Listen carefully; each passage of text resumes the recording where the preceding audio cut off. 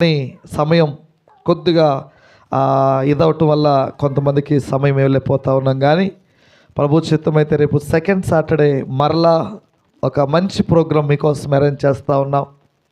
ఉదయం ఆ రోజు ఉమెన్స్ డే కాబట్టి స్త్రీలు కూడుకుంటుంది. మీరందరూ కూడా చక్కగా దేవుని వాక్యాన్ని మీతో పంచుకోవడానికి దేవుని సేవకులు రాబోతున్నారు. మిమ్మల్ని బలపరచడానికి మీ కుటుంబాలలో, మీ పిల్లల దగ్గర, మీ భర్తల దగ్గర ఎలా ఉండాలో దేవుని వాక్యం ద్వారా దేవుడు నేర్పించడానికి సిద్ధంగా ఉన్నాడు. అంత మాత్రమే కాదు, ఆ రోజు రాత్రి ఆల్ నైట్ ప్రేయర్ ఉంటుంది. దరిదాపుగా 1 గంట వరకు మనం ఆ ప్రేయర్లో ముందుకు కొనసాగగలుగుతాం. కాబట్టి మీరందరూ కూడా ఈ విషయాల్లో ప్రార్థనాపూర్వకంగా సిద్ధపడాలని మనం చేస్తూ ఉన్నాను. మీ బైబిల్ ఉన్న వారందరూ కూడా హెబ్రీయులకు రాసిన పత్రిక 12వ అధ్యాయము 29వ వచనాన్ని ఈ ఉదయకాల సమయంలో మన వాక్య ధ్యానాంశముగా తీసుకుందాం. హెబ్రీయులకు రాసిన పత్రిక 12వ అధ్యాయము 29వ వచనాన్ని, అందువలన మనము నిశ్చలమైన రాజ్యమును పొంది దైవ కృప కలిగి యుందుము. ఆ కృప కలిగి వినయ భయభక్తులతో దేవునికి ప్రీతికరమైన ఏ సేవండి? దేవునికి ప్రీతికరమైన సేవ చేయదము. ఏలయనగా ఎందుకనగా మన దేవుడు దహించు అగ్ని అయ్యున్నాడు. దేవుని స్తోత్రం చెప్పండి. మన దేవుడు ఏమై ఉన్నాడు? దహించు అగ్ని అయి ఉన్నాడు. మన దేవునికి మనం చేసే సేవ ఎలాంటిదై ఉండాలంటే ప్రీతికరమైనది అన్నాడు. ప్రీతికరము అంటే ఇష్టకరమైనది, దేవునికి ఇష్టమైన సేవ. దేవుని స్తోత్రం కలుగును గాక. ఈరోజున దేవునికి సేవ చేసేవారు అనుకుంటున్నారు వారికి ఇష్టం వచ్చినట్లుగా సేవ చేస్తున్నారు, కానీ వారికి ఇష్టం వచ్చినట్లుగా పూజిస్తున్నారు, కానీ వారికి ఇష్టం వచ్చినట్లుగా ప్రార్థిస్తూ ఉన్నారు, కానీ అసలు దేవునికి ఇష్టమైన సేవ మనం చేయగలుగుతున్నామా? ప్రియమైన దేవుని బిడ్డలారా, ఈ మంచి ఉదయకాల సమయంలో ఈ మాటలను బట్టి మనం ముందుకు ధ్యానపూర్వకంగా వెళ్దాం. మనం ఆరాధించే దేవుడు ఏమై ఉన్నాడండి? అగ్ని అయి ఉన్నాడు. హల్లెలూయా. ఏ అగ్ని అయి ఉన్నాడు అంటే దహించే అగ్ని. దేవుని స్తోత్రం కలుగును గాక. అగ్ని ముందు ఏదైనా నిలబడగలదా? అగ్నికున్న గుణగణములు మనం ఆలోచన చేయగలిగినట్లయితే అగ్ని ప్రతి చెత్తను కూడా కాల్చివేయగలిగిన శక్తివంతమైనది. అగ్ని పరీక్షలోకి వచ్చిన తర్వాత మనలో ఉన్న మస్టు మలినమంతా కాలిపోతుంది. మన దేవుడు దహించు అగ్ని అయి ఉంటే ఆ దేవుని దగ్గరికి వచ్చిన మన జీవితాల్లో దేవునికి ఇష్టము లేని కార్యాలు, క్రియలు, పనులు, ఆలోచనలు, తలంపులు, ఉద్దేశాలు ఏవైతే ఉన్నాయో వాటినన్నిటిని కూడా దహించు అగ్ని అయిన దేవుడు ఆయన కాల్చివేయగలిగితే మనము శుద్ధి సువర్ణముగా మార్చబడగలుగుతాము. హల్లెలూయా. బంగారము తీసినప్పుడు అదొక రాయిలో నుంచి వస్తుంది. అది రాయిలో నుంచి వచ్చినప్పుడు అది మేలిమి బంగారముగా మారదు. కానీ ఆ రాయిని తీసుకొచ్చి అగ్నిలో కొలిమిలో పెట్టి దాన్ని కాల్చినప్పుడు దానిలో ఉన్న చెత్త చెదారమంతా కాలిపోయి అగ్నికి అది మెల్ట్ అయిపోయి అది ఒక శుద్ధ సువర్ణముగా మార్చబడినప్పుడు దానికి విలువ పెరుగుతూ ఉంది. దేవుని స్తోత్రం కలుగును గాక. క్రైస్తవుని యొక్క జీవితంలో కూడా అనేకమైన శ్రమలు, అనేకమైన కష్టాలు, అనేకమైన వడుదుడుకుల ద్వారా మనము శోధించబడిన పిమ్మట మనము శుద్ధ సువర్ణము వలె మార్చబడి దేవునికి ప్రీతికరమైన సేవ చేసే ఆ పాత్రలుగా మనం మలచబడతామని దేవుని యొక్క గ్రంథం మనతో మాట్లాడుతూ ఉంది. ప్రియమైన దేవుని బిడ్డలారా, దేవుని యొక్క వాక్యాన్ని మనం గమనించినట్లయితే పాత నిబంధన గ్రంథములో కానీ క్రొత్త నిబంధన గ్రంథములో కానీ మన దేవుని గురించిన ప్రస్తావన ఏమని రాయబడతా ఉందంటే ద్వితీయోపదేశ కాండం 4వ అధ్యాయము 24వ వచనాన్ని మనం చూడగలిగితే దేవుని వాక్యములో ఈ విధంగా రాయబడతా ఉంది. ఆయనను గురించి బైబిల్ ఏం చెబుతా ఉంది, మోషేతో దేవుడు ఏమని మాట్లాడుతూ ఉన్నాడో ఇక్కడ మనం చూడొచ్చు. ఏలయనగా నీ దేవుడైన యెహోవా దహించు అగ్నియు రోషము గల దేవుడై ఉన్నాడు. దేవుని స్తోత్రం చెప్పండి. ఏమై ఉన్నాడు?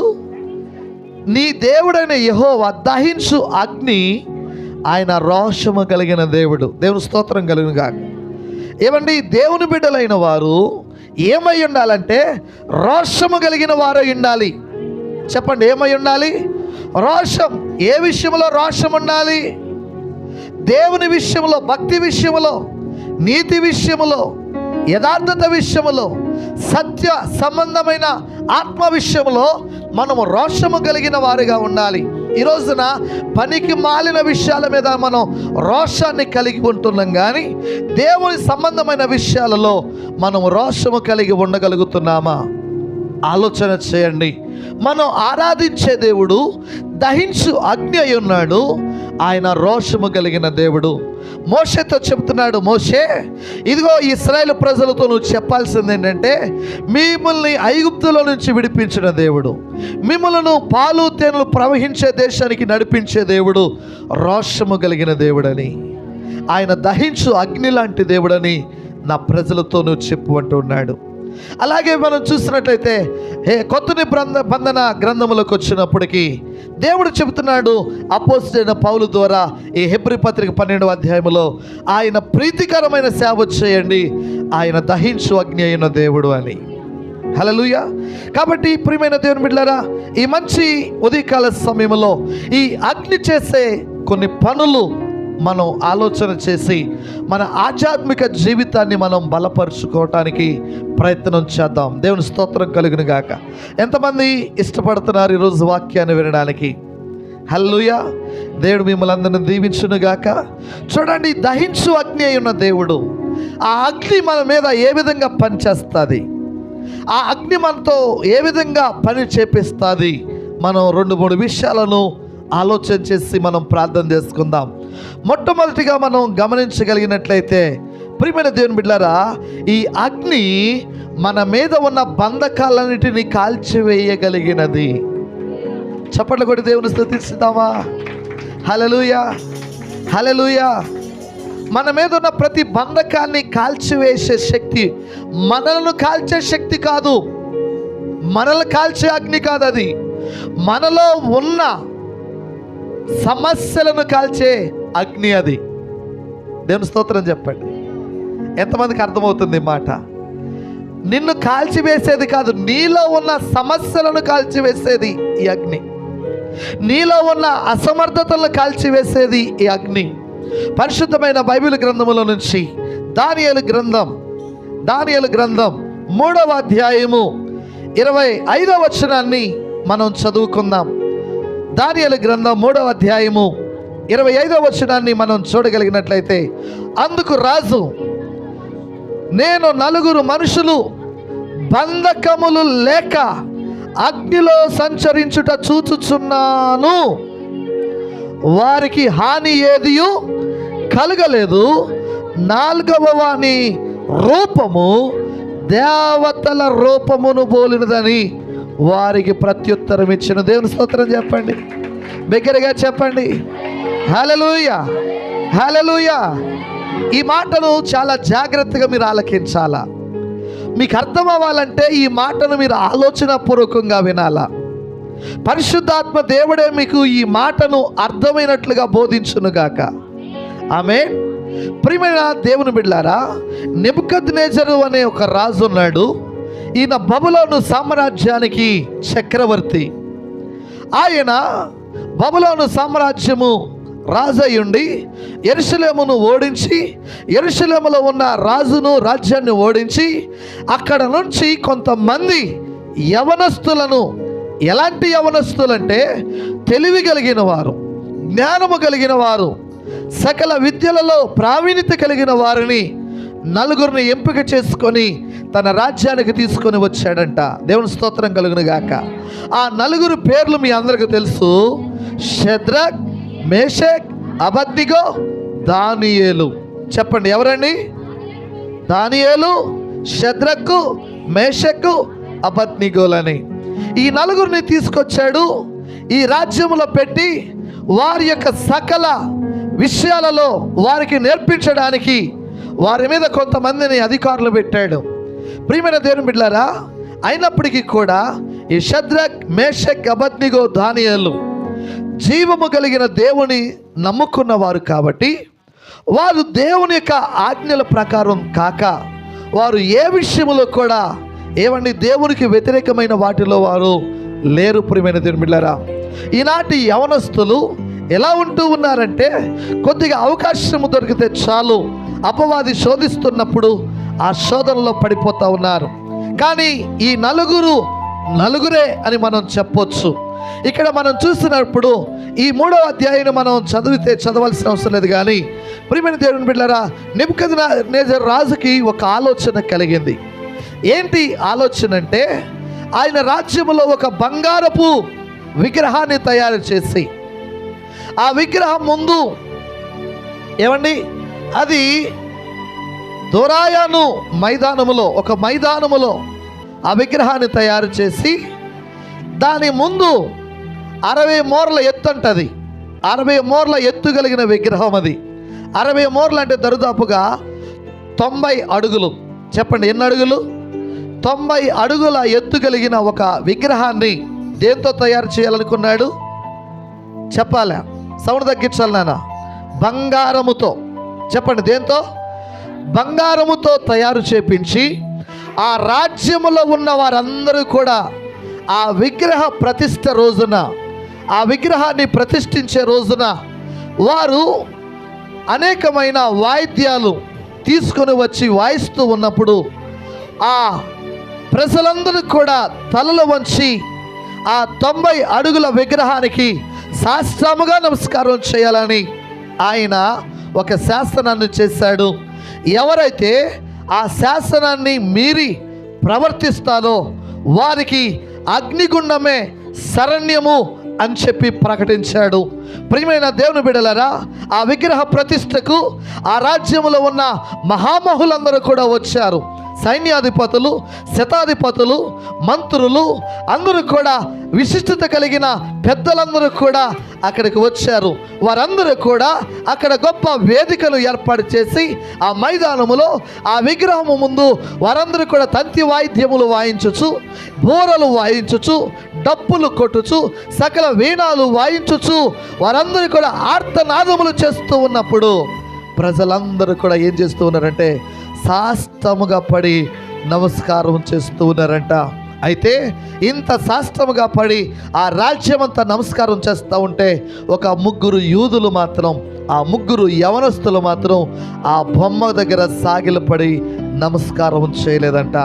వెంటనే ఆ రాజ్యంలో ఉన్నవారు, ఈ యూదులంటే కోపం ఉన్నవారు, ఈ దేవుని నమ్ముకున్న వారంటే అసహ్యము కలిగిన వారు ఏం చేశారంటే రాజుగారి దగ్గరికి వెళ్ళి, రాజా, నీ శాసనాన్ని పాటించకుండా నీ మాటకు ధిక్కరించే వారు మన రాజ్యములో ఒక 3 కనబడుతున్నారు అని చెప్పగానే రాజు మహా అత్యాగ్రహముతోనూ రౌద్రముతోనూ నిండిన వాడై, ఎవరు వారు? వారిని వెంటనే నా ముందు ప్రవేశపెట్టండి అన్నాడట. దేవుని స్తోత్రం. రాజుకు మహారౌద్రం వచ్చేసింది, కోపం వచ్చేసింది. అత్యాగ్రహముతో, ఎవడు వాడు? నా మాట కాదని రాజ్యంలో బ్రతకగలిగిన వాడు ఎవడైనా ఉన్నాడా? వెంటనే వారిని ముందుకు తీసుకురండి అన్నాడు. వెంటనే షద్రక్, మేషక్, అబేద్నెగోల్ని ముందుకు తీసుకొచ్చినప్పుడు, ఏయ్ షద్రక్, మేషక్, అబేద్నెగో, నేను చెప్పిన మాట మీకు వినబడలేదా? మీకు చెవులు లేవా? ఇప్పటికైనా మించిపోయింది లేదు. మర్యాదగా నా మాట ప్రకారంగా నేను తయారు చేసిన ఆ బొమ్మకు సాగిలపడండి, లేకపోతే ఈ అగ్నిలో మిమ్మల్ని పడవేస్తాను అన్నాడు. వారు చెబుతున్నారు, నెబుకద్నెజరు రాజా, మా దేవునికి తప్ప మేము ఎవరి దగ్గర కూడా తల వంచము, ఎవరికి కూడా మేము నమస్కారము చేయము. మా దేవుడు సర్వశక్తి కలిగిన దేవుడు, ఆయన ముందే మేము తల ఉంచుదాం, ఎవరి ముందు మేము తల ఉంచమంటే, అంటే ఈ రాజ్యానికి నేను ఒక రాజుని, నేను ఒక శాసనము చేసిన తర్వాత నన్ను కాదని, నా శాసనాన్ని కాదని నువ్వు బ్రతకగలవా అని చెప్పి ఆ రౌద్రముతో అగ్నిగుండాన్ని 7 అంతలు అధికము చేయించాడట. చెప్పండి, ఎంత? ఏడంతలధికమైంది అగ్నిగుండం. ఇంతవరకు ఒకంత మండుతుంటేనే భయంకరంగా ఉంది, దీనిని ఏడంతలుగా దానిని మంట పెట్టించాడు. చాలా భయంకరంగా ఆ వేడి తగులుతూ ఉంది. ప్రియమైన దేవుని బిడ్డలారా, వీరిని ముందు తీసుకొచ్చి నిలబెట్టాడు. కాళ్ళు చేతులు కట్టేశారు. 6 వస్త్రాలు, పొడవైన వస్త్రాలు. యూదులు ఎప్పుడు కూడా పొడవైన వస్త్రాలతో ఉంటారు. పొడవైన వస్త్రాలు వేసుకొని ఉన్నారు. వారి కాళ్ళు చేతులు కట్టేసి వారిని అగ్నిగుండం ముందు నిలబెట్టి, ఇప్పటికైనా మీరు మాట వింటే మీరు బ్రతుకు బట్ట కడతారు, లేదంటే ఈ అగ్నికి ఆహుతైపోతారు. నా చేతుల నుంచి ఏ దేవుడు కూడా మిమ్మల్ని తప్పించలేడు అన్నాడు. ఆ మాట నేను సొంత మాటలు చెప్పట్లేదు, బైబిల్ గ్రంథంలో రాయబడింది. నా చేతుల నుండి మిమ్మల్ని ఏ దేవుడు కూడా తప్పించలేడు. అయితే షద్రక్, మేషక్, అబద్నిగోలు అంటున్నాడు, మా దేవుడు ఈ అగ్నిగుండముల నుంచి తప్పించడానికి సమర్థుడు. ఒకవేళ ఆయన తప్పించకపోతే ఈ అగ్నికైనా మేము ఆహుతైపోతాము, కానీ నీవు నిలవపెట్టిన విగ్రహానికి మాత్రం మేము తల వంచలేము. మా దేవుని మాట కాదని మేమేమి చేయలేము అన్నారు. వెంటనే ఏమండి అక్కడున్న ఆ సైన్యాధిపతులకు ఆజ్ఞాపించినప్పుడు మహాబలము కలిగిన వారిని తీసుకొచ్చి వారిని అగ్నిలో పడవేయమన్నాడంట. ప్రియమైన దేవుని బిడ్డలారా, ఆ అగ్నిలో పడవేయడానికి వెళ్ళి వాళ్ళని పడేసిన వారు ఆ వేడికి చనిపోయారంట. ఆ మాట నేను సొంత మాటలు చెప్పడం లేదు, కానీ ప్రియమైన దేవుని బిడ్డలారా, 22వ వచనాన్ని మీరు చదివితే ఆ మాట మీకు అర్థమవుతుంది. రాజాజ్ఞ తీవ్రమైనందున, గుండము మిక్కిలి వేడిమి గలదైనందున షద్రక్, మేషక్, అబద్నిగోలను విసిరివేసిన ఆ మనుషులు, ఏ మనుషులు? హలో, ఏ మనుషులు? విసిరివేసిన ఆ మనుషులు అగ్ని జ్వాలల చేత కాల్చబడి చనిపోయారు. దేవుని స్తోత్రం చెప్పండి. కానీ వేసిన వారు ఆ వేడికి కాల్చబడి చనిపోయారు, కానీ ఆ పడిన వారు రాజు చూశాడంట. రాజు, నేను 4 మనుషులను బంధకములు లేక చూస్తున్నాను. అగ్ని ఏమి కాల్చిందయ్యా అంటే మనుషులను కాల్చలేదు, వారి మీద ఉన్న కట్లను కాల్చింది. గట్టిగా చెప్పండి దేవుని స్తోత్రం, హల్లెలూయా. దేవుని అగ్ని ఏం చేస్తుంది అంటే నిన్ను కాదు కాల్చేది, నీ మీద ఉన్న బంధకాలను కాల్చుతుంది. ప్రియమైన దేవుని బిడ్డలారా, ఏ బంధకాలతో నువ్వు బంధించబడి ఉన్నావో, ఏ అనారోగ్యముతో నువ్వు బంధించబడి ఉన్నావో, నీ అనారోగ్యాన్ని కాల్చేదే ఈ అగ్ని. హల్లెలూయా. ఆయన ఏ దేవుడండి? దహించు అగ్ని అయి ఉన్నాడు. ఆయనను నీ సొంత రక్షకుడిగా స్వీకరించావు కాబట్టి ప్రియమైన దేవుని బిడ్డలారా, ఆయన అంటా ఉన్నాడు, ఏ దయ్యపు శక్తుల చేత నువ్వు బంధించబడి ఉన్నావో ఆ దయ్యపు శక్తుల యొక్క బంధకాల నుంచి ఆ దేవుడు నిన్ను విడిపించేవాడు. ఏ అనారోగ్యానికి గురైపోయి అనారోగ్యముతో బంధించబడి ఉన్నావో ఆ బంధకాల నుంచి దేవుడు నిన్ను విడిపించేవాడు. ఏ అప్పుల ఊబిలో ఫైనాన్షియల్గా సఫర్ అయిపోతూ అప్పుల ఊబిలో కూరుకుపోయి బంధించబడి ఉన్నావో, ఎంత కష్టపడినా కష్టము మిగలకుండా, ఎంత కష్టపడినా ఏమండి ఇంటిలో సమృద్ధి లేక, ఎప్పుడు చూసినా జీతం వస్తుంది, నెలకి డబ్బులు వస్తున్నాయి, కానీ సమస్యలుగానే ఉండిపోతున్నాయి కదా. అంటే అపవాది నీ ఆర్థిక మూలాల మీద కన్ను వేసి బంధించాడు. ఇప్పుడు నా యేసయ్య అనే అగ్ని నీ ఇంటిలోనికి దిగివస్తే నీ ఇంటి మీద ఉన్న ఏమండి ఈ బంధకాలన్నీ కాలిపోతాయి. హల్లెలూయా. ఫైనాన్షియల్గా నువ్వు బంధించబడి ఉన్నావా? ఆరోగ్యపరంగా నువ్వు బంధించబడి ఉన్నావా? ఆధ్యాత్మికంగా నువ్వు బంధించబడి ఉన్నావా?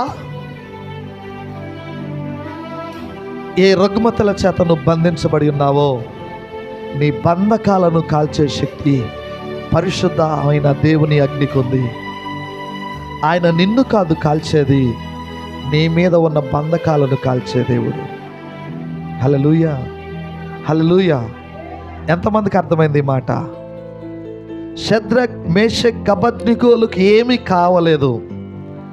వారిని ఏమండి అగ్నిలో వేసిన వారు చనిపోయారు, కానీ వారి మీద ఉన్న బంధకాలు వరకు కాలిపోయాయి. వారి కారిపోలేదు. వారి గురించి ఆ రాజ్యంలో ఉన్న ప్రముఖులు ఇచ్చిన సాక్ష్యం 27వ వచనాన్ని నేను చదువుతున్నాను, మీరు జాగ్రత్తగా వినండి. అధిపతులను, సేనాధిపతులను, సంస్థానాధిపతులను, రాజు యొక్క ప్రధాన మంత్రులను కూడి వచ్చి ఆ మనుషులను పరీక్షించి హలో ఏం చేశారు? పరీక్షించి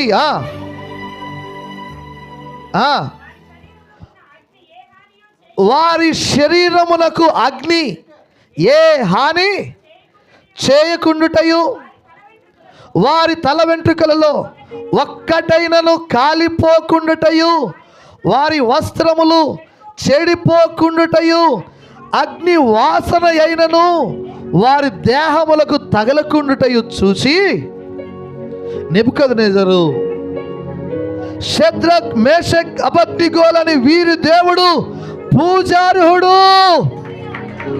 హల్లెలూయా. నీవు ఆరాధించే దేవుడు ఎవరండి? పూజార్హుడు. వారి తలలో ఒక వెంట్రుక కవరికి పోలేదంట, వారి ఒంటి మీద ఉన్న బట్టలు కాలిపోలేదంట, వారి దేహం మీద వాసన చూసిన అగ్ని వాసన రాలేదు. దేవుని స్తోత్రం చెప్పండి. హల్లెలూయా.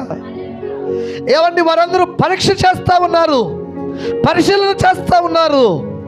కానీ అక్కడ అద్భుతం ఏంటంటే వారి తల వెంట్రుకలు కానీ, వారు వేసుకున్న బట్టలు కానీ, వారి దేహము కానీ ఎక్కడ కూడా అగ్ని వాసన కూడా రాలేదు. ఆ రాజు ఏం చెబుతున్నాడంటే, వీరు దేవుడు పూజార్హుడు, ఆయన తన దూతలను పంపించి తను ఆశ్రయించిన దాసులను రక్షించాడు. దేవుని స్తోత్రం కలుగును గాక. ప్రియమైన దేవుని బిడ్డలారా, బాబు అది సౌండ్ తగ్గించాలి, మీరు తగ్గించాల డిస్టర్బెన్స్. మీరు అదే సాతాను మధ్యలో ఇక్కడ ఏం చెబుతున్నామో అది దాని మీద దృష్టి పెట్టాలా. హల్లెలూయా. మీరు ఇంటికి వెళ్ళి చూడండి, తర్వాత చూడండి, అది రికార్డ్ అయి ఉంటుంది. దేవుని స్తోత్రం. జాగ్రత్తగా వినండి. వారు తల కాలిపోలేదు. అగ్నిలోకి వెళ్తే చూడండి, మన ఇంటి దగ్గర నుప్పు వెలిగిస్తాం కదా, పొయ్యి వెలిగిస్తాం కదా, ఎప్పుడైనా చేయి పెట్టి చూడండి కాలకుండా ఉంటుందా? ఏమండి, ఎప్పుడైనా తల మీద ఏదైనా నుప్పు రవ్వ పడింది అనుకోండి, కాలకుండా ఉంటుందా? మీ బట్టల మీద ఏమైనా నుప్పు పడితే కాలకుండా ఉంటుందా? కాలిపోద్ది కదా. మరి ఎందుకు షద్రక్, మేషక్, అబద్నిగోలు కాలిపోలేదు? వారి బట్టలు కాలిపోలేదు, ఏమండి, వారు ఒళ్ళు కాలిపోలేదు, వారి తలకోలు కాలిపోలేదు. అంత మాత్రమే కాదు, అగ్ని వాసనే వారి మీద రాలేదంట. రాజు చెబుతున్నాడు, వారు నమ్ముకున్న దేవుడు పూజార్హుడు. హల్లెలూయా. నీవు నమ్ముకున్న దేవుని గురించి నీకు తెలుసా? అగ్నిగుండాన్ని చల్లార్చగలిగిన దేవుడు ఆయన. నీ జీవితంలో ఏ పరిస్థితుల్లో నీ జీవితంలో నిన్ను బంధించి ఉంచాయో, ఆర్థికంగా, ఆధ్యాత్మికంగా, శారీరకంగా, మానసికంగా నిన్ను కలవరపడుతున్న సమస్యలు ఏవైతే ఉన్నాయో వాటన్నిటిని కూడా కాల్చివేయగలిగిన అగ్ని, పరిశుద్ధ అగ్ని ఆయనే అయి ఉన్నాడు. హల్లెలూయా. ఎంతకాలం బంధకాల్లో బంధించబడి ఉంటావు? బంధకాలలో బంధించబడి నిరీక్షణ కలిగిన వారులారా, మీ కోటలో ప్రవేశించండి, రెండంతలుగా నేను మీకు మేలు చేస్తానని దేవుడు మీకు పిలుపునిస్తున్నాడు. బంధకాలలో బంధించబడి కూడా నిరీక్షణ కలిగిన వారులారా, నిరీక్షణ అంటే దేవుని సహాయము కోసం ఎదురు చూస్తున్న వారులారా, రండి, మీకోసం సిద్ధపరిచిన రాజ్యములో ప్రవేశించండి, రెండంతలుగా మీకు మేలు చేస్తానని దేవుడు మీకోసం ఎదురు చూస్తున్నాడు. హల్లెలూయా. మేలు చేసే దేవుడే కానీ కీడు చేసే దేవుడు మాత్రము కాదు. రాజు అనుకున్నాడు, నా మాటకు ధిక్కరిస్తే చంపేస్తానని. దేవుడు అనుకున్నాడు, నా మాటకు లోపడ్డారు కాబట్టి నేను కాపాడుతానని. దేవుని స్తోత్రం. రాజు మాట లేకుండా రాజ్యం లేదని జరుగుతుందా? బ్రతకగలమా? హల్లెలూయా. కానీ రాజు మాట కాదని కూడా దేవుడు బ్రతికించగలిగిన వాడు. ఈ రోజున ఏమండి, దేవుని బిడ్డలకు వ్యతిరేకంగా ఎన్నో చట్టాలు, ఎన్నో కుట్రలు, ఎన్నో భయంకరమైన కార్యకలాపాలు జరుగుతూ ఉన్నాయి.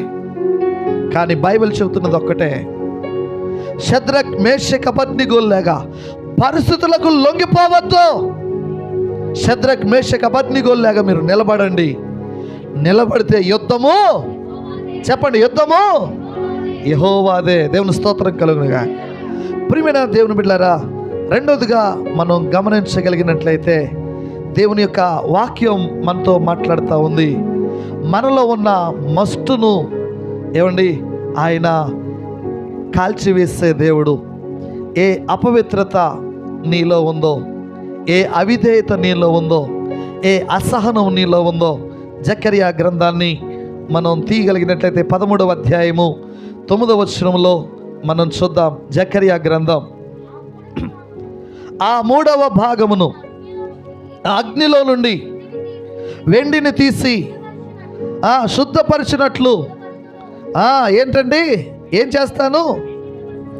వెండిని శుభ్రపరిచినట్లుగా మీరు తీసుకొచ్చిన దేవుని భాగమును బట్టి, చూడండి, ఆ 3వ భాగమును నేను అగ్నిలో నుండి వెండిని తీసి శుద్ధపరిచినట్లుగా శుద్ధపరుతును.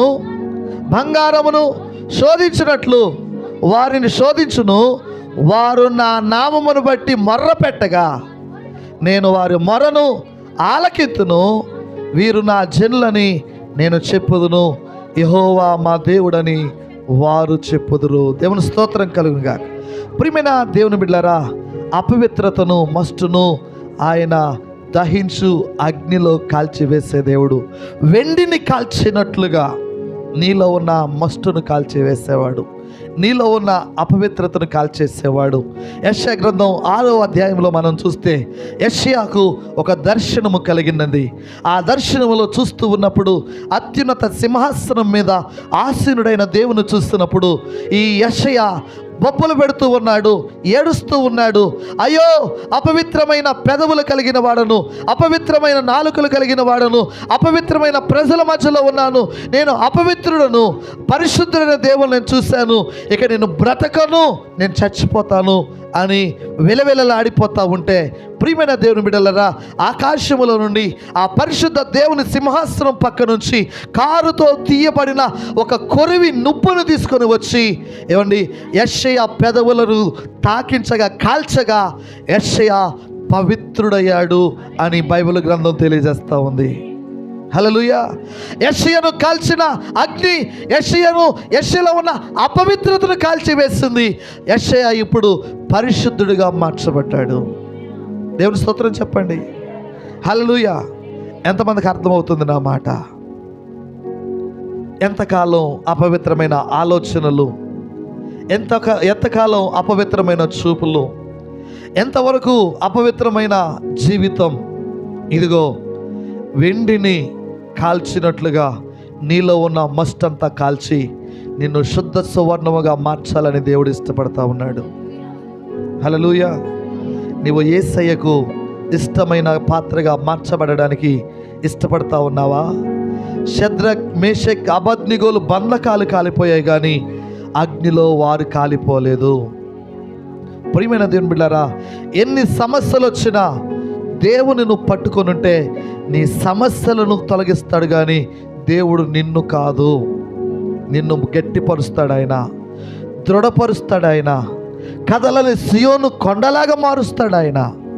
ఎంతకాలం బలహీనతల్లో బంధించబడి ఉంటావు, సమస్యల్లో కొట్టిమిట్లాడుతూ ఉంటావు, అనారోగ్యముతో కుమిలిపోతూ ఉంటావు. లే, నీకోసమే కల్వరి సిలువలో ఆయన నలగగొట్టబడి, ఆయన దేహమంతా కూడా నాగరచాలుగా దున్నబడి, ఆయన వీపంతా కూడా నాగరచాలుగా దున్నబడింది. ప్రియమైన దేవుని బిడ్డలారా, ఆయన శరీరం అంతా రక్త సిద్ధమైపోయింది. ఆయన వాక్యాన్ని మనం గమనించగలిగినట్లయితే దేవుని లేఖనం మాట్లాడుతూ ఉంది. ప్రియమైన దేవుని బిడ్డలారా, ఆయన పొందిన దెబ్బలలో నుంచి నీకు స్వస్థత కలుగుతుందని, నీ అనారోగ్యం అంతా కూడా పోయేది యేసుక్రీస్తు ప్రభువు వారి యొక్క గాయపడిన హస్తం నిన్ను తాకినప్పుడే. హల్లెలూయా. నిశ్చయముగా ఆయన మన రోగములను భరించాడు. ఆయన భరించిన తర్వాత రోగానికి నీ మీద నా మీద అధికారం లేదు, కానీ అది నీ మీద నా మీద పనిచేస్తుంది. కారణం ఏంటో తెలుసా? ఆయన అధికారం కిందకి నువ్వు రాలేకపోతున్నావు కాబట్టి దాని అధికారాన్ని అది చెలాయిస్తూ ఉంది. రాజు తన అధికారాన్ని చెలాయించి అగ్నిలో వేశాడు. కానీ అగ్నికి దేవుడు మాటిచ్చాడు, అగ్ని జాగ్రత్త, నా బిడ్డలు వారు ఏ మాత్రం టచ్ చేసినా బాగోదని చెప్పాడు. అగ్ని పైకి మండుతుంది కానీ లోపల ఏసీలాగా కూల్ అయిపోయింది. వారు చప్పట్లు కొడుతూ దేవుని స్తుతిస్తూ పాటలు పాడుతూ తిరుగుతూ ఉన్నారంట అగ్నిగుండము చుట్టూ. హల్లెలూయా. ఆ లోపల తిరుగుతూ ఉన్నారు. రాజు చూశాడంట పైకి వెళ్ళి, అదేంటి నేను ముగ్గురేస్తాను కదా, నలుగురు కనబడుతున్నాడు, నాలుగో వ్యక్తి ఏమో దేవదూతలా కనపడుతున్నాడంటే దేవుడు నిన్ను రక్షించడానికి, నిన్ను తప్పించడానికి యెహోవా యందు భయభక్తులు గల వారి చుట్టూ ఆయన దూతలు కావలి ఉండి వారిని రక్షిస్తారు. దేవుని స్తోత్రం చెప్పండి. ఏమండి, గౌరీశంకర్ని మొన్న ఆ దేవుడే రక్షించాడు. హల్లెలూయా. ఏమండి, ఇక్కడ ఉన్న ప్రతి ఒక్కరిని కూడా ఆ దేవుడే రక్షించేవాడు.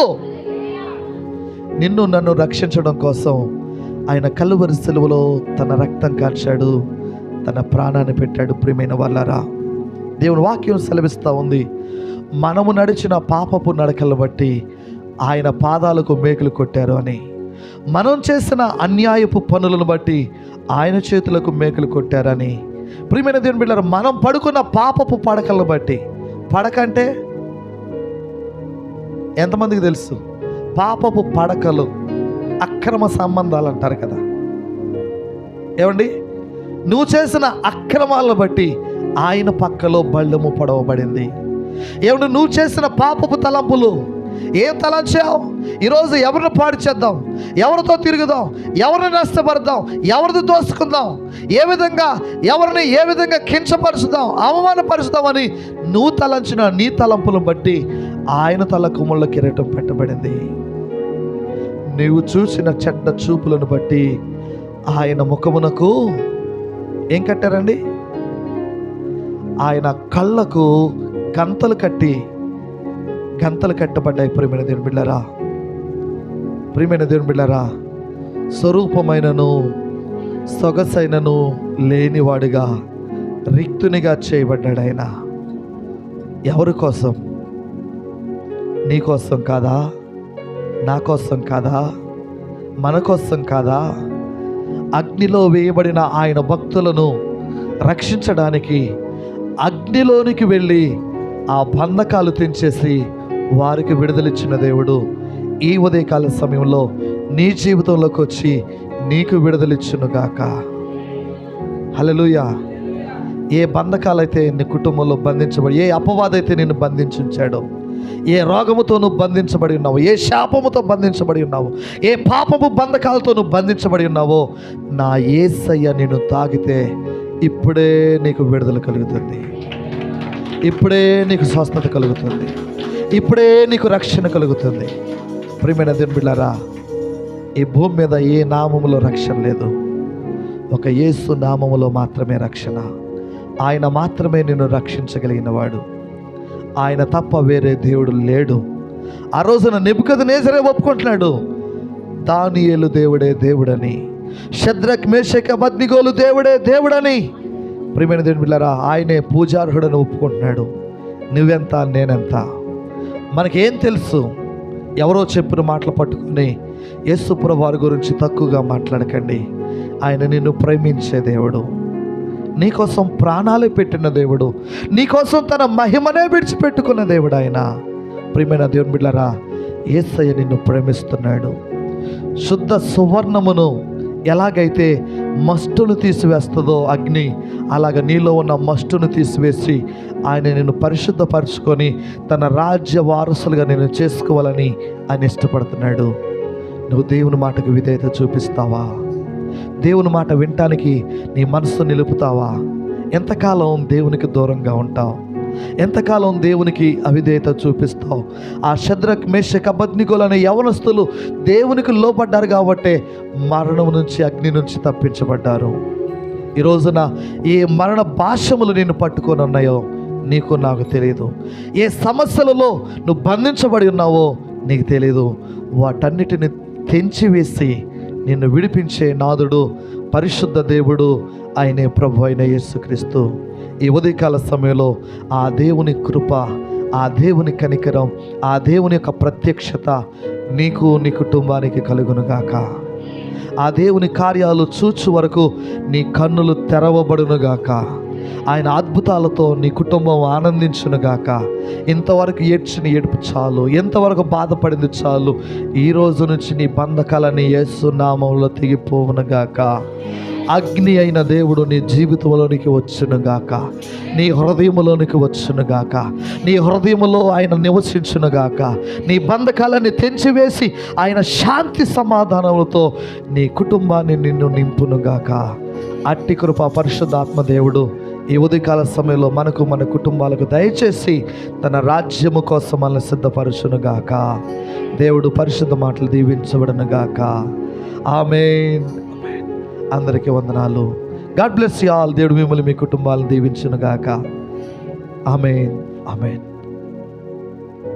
అందరూ కూడా ప్రభు బలలోకి వెళ్దాం. నేను చాలా తక్కువ టైం, ఏదైతే మనం 12:30 అనుకున్నామో 12 అయ్యింది.